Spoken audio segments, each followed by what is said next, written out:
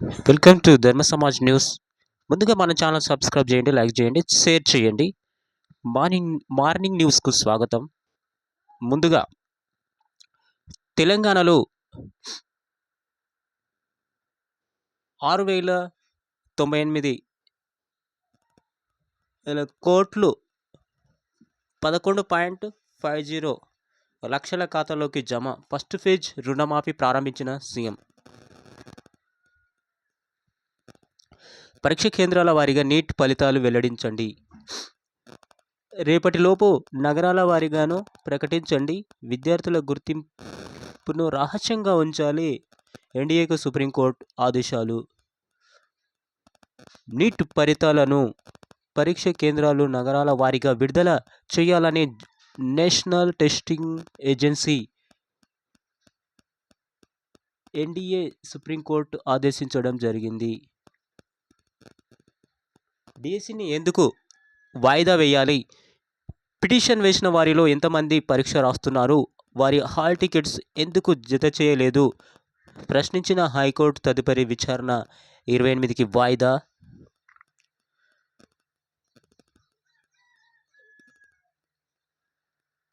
Group 2, group 3 పరీక్షలు వాయిదా. ఆ దిశగా ప్రభుత్వం యోచిస్తున్నది. ఎంపీ చామల, ఎమ్మెల్సీ బల్మూరి నిరుద్యోగులతో కాంగ్రెస్ నేతల భేటీ. గ్రూప్ 2, గ్రూప్ 3 పరీక్షలను వాయిదా వేసేందుకు ప్రయత్నం ఆలోచిస్తుందని దునాలి బర్మూరు వెంకటేష్ అన్నారు. నిరుద్యోగులతో గురువారం వారు భేటీ అయ్యారు.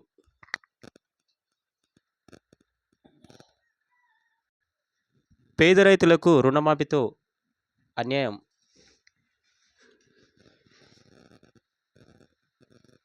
అంతకుముందు రేషన్ కార్డు, పట్టాదారు పాస్బుక్లు నిబంధనలను పెడుతున్నట్లు చర్చ జరిగింది. కానీ అవేవి లేకుండానే కేవలం పేదరికం ఆధారంగానే రుణమాఫీ జరగడంతో రైతుల్లో ఆనందం వెళ్ళిపోతుంది.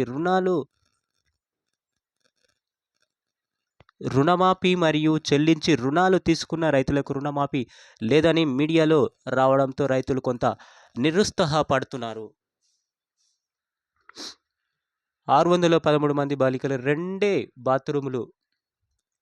శేరింగంపల్లి స్కూల్లో అధ్యయనంగా వసతులు, బాత్రూములు వెళ్లాలంటే గంటల తరబడి క్యూ. కనీస వసతులు కల్పించడంలో విద్యాశాఖ అధికారులు విఫలం. సో ఇక్కడ విద్యార్థులకు మరియు 613 మంది బాలికలు ఉన్న విద్యాలయంలో ఇక్కడ బాత్రూమ్లే లేవు. మరి ఇంత ఘోరంగా ఉంటే వాళ్ళు ఎలా వెళుతారు? సో వీళ్ళకి తగిన బాత్రూమ్లు ఏర్పాటు చేస్తే మరి విద్యార్థులు చాలా గెస్ట్ టీచర్ల భవిష్యత్తు ఏంటి?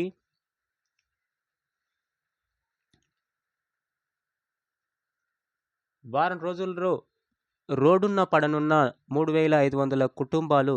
రెగ్యులర్ టీచర్తో సమానంగా 7 ఏళ్ళు వెట్టి చాకిరీ చేసిన డిఎస్సి సీనియారిటీ మరియు పాయింట్లు ఇవ్వాలని సిఆర్టీలుగా గుర్తించాలని డిమాండ్ కాంగ్రెస్ ప్రభుత్వం.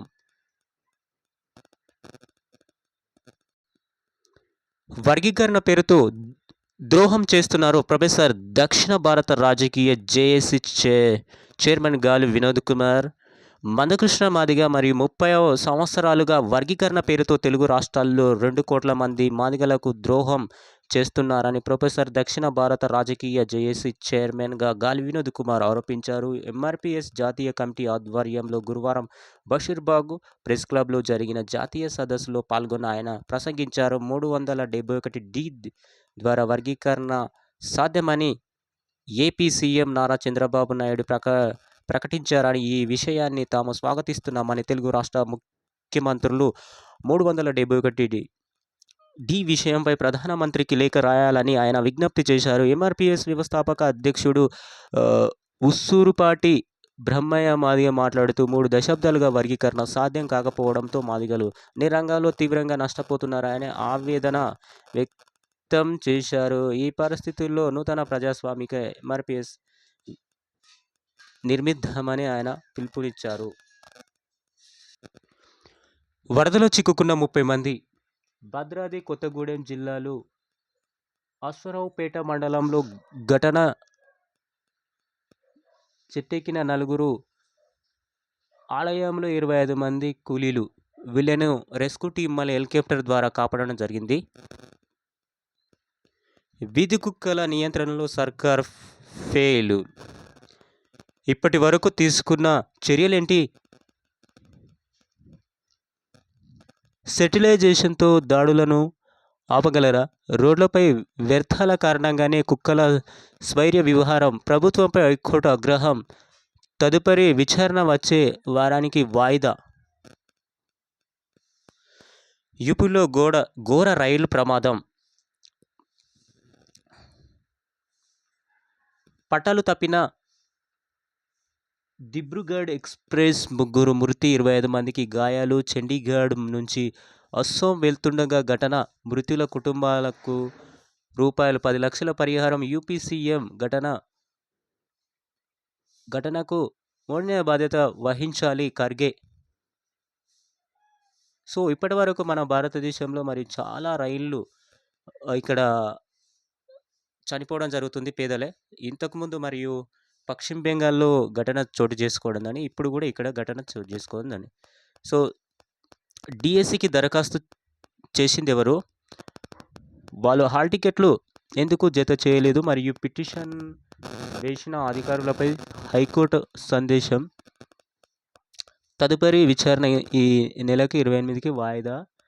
సో ఇక్కడ నిరుద్యోగులు మరి డిఎస్సి ప్రకటన కోర్టు దృష్టికి తీసుకువెళ్ళాడు. అక్కడ డిఎస్సి పరీక్ష వాయిదా వేయాలని కోరుతూ 10 మంది విద్యార్థులు దాఖలు చేసిన పిటిషన్లు విచారించిన జస్టిస్ పుల్లా కార్తిక్ కీలక అంశాలను ప్రస్తావించారు. పిటిషన్ వేసిన 10 మంది అభ్యర్థులు డిఎస్సి పరీక్ష రాస్తున్న వారు ఎంతమంది?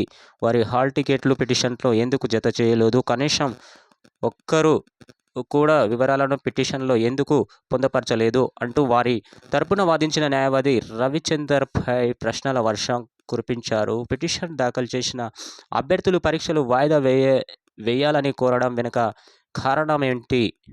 పరీక్షలు జరిగితే వారికి ఎదురయ్యే ఇబ్బందులు ఏంటి అని ప్రశ్నించారు. దీనికి రవిచందర్ బదులిస్తూ డిఎస్సి పిటిషన్స్కు పరీక్షకు మధ్య 4 నెలల సమయం మాత్రమే ప్రభుత్వం ఇచ్చిందని, ఇంతవరకు వ్యవధిలో పరీక్షలకు ప్రిపేర్ కావడంతో ఇబ్బందులు దృశ్యాన్ని వాయిదా వేయాలని కోరుతున్నామని విచారించారు.